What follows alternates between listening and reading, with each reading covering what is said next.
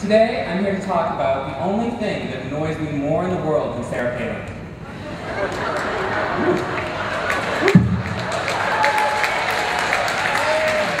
I think we might have some people who are voting for Palin Huckabee in 2012. Sorry about that. I wish you the best of luck. The only thing that annoys me more than Sarah Palin is cliches. More specifically, I'm here to talk about inspirational cliches that relate to graduations. For example, when my Mormon girlfriend, and yes, I had a Mormon girlfriend, and we all know how that turned out, gave the valedictorian's address in high school, she told our graduating class of 74 people, "Shoot for the moon. Even if you miss, you'll land among the stars." Actually, the impact of landing like a fleshy meteorite on the moon's surface didn't break every bone in your body. You would either freeze to death in outer space or incinerate after being pulled into the molten hot surface of a nearby star. I know that's true because I read it on Wikipedia. Thus, my biggest problem with graduation isn't saying goodbye to my friends or leaving behind the best time of my life, but the sentimental, meaningless fluff that is foisted upon us as we graduate. Let's take a survey. How many of you have ever received a copy of Dr. Seuss's Oh, the Places You'll Go for graduation? Hands up, wow, okay, a few hands. Parents, how many of you have purchased that book for your son or daughter? Out there? A few, keep the receipt. While I appreciate whimsical illustrations and cute rhyme schemes as much as anyone else, it's frustrating to assume that a post-graduation life can be summed up in a delightful children's book.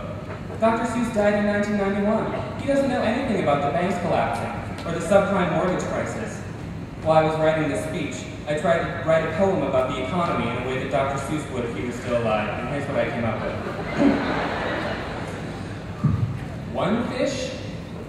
One fish, two fish, red fish, blue.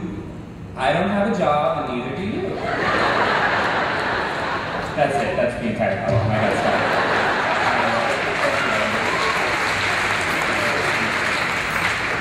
I also tried to think about other hackneyed phrases in a way that would make them relevant to society, but it didn't really work. For example, take, if one door closes, another door opens.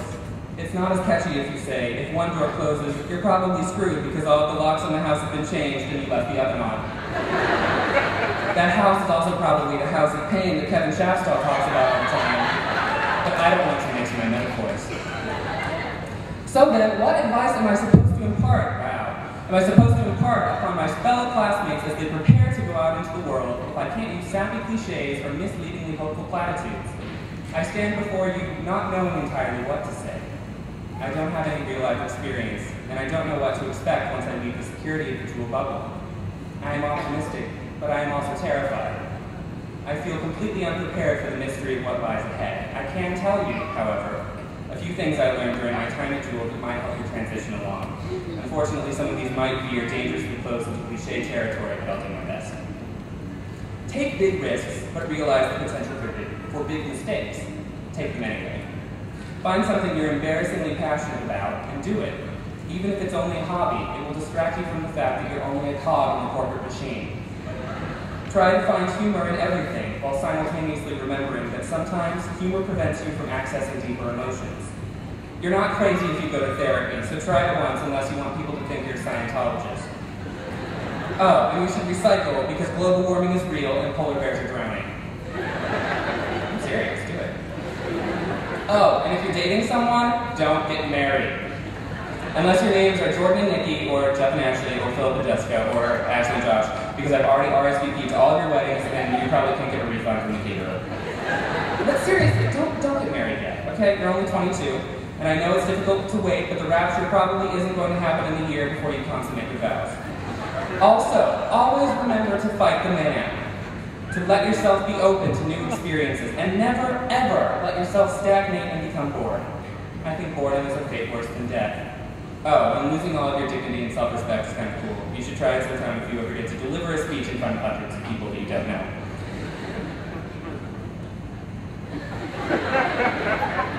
What's that sound? Did you hear that? Ah, yes.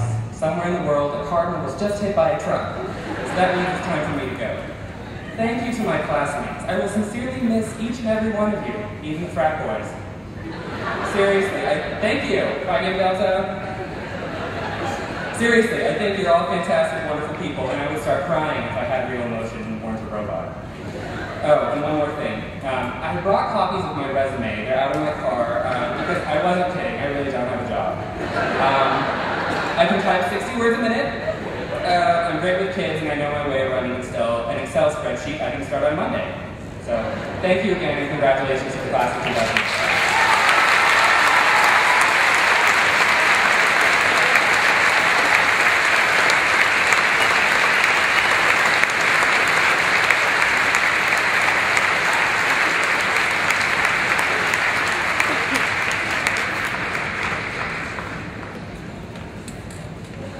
Thank you, Andy.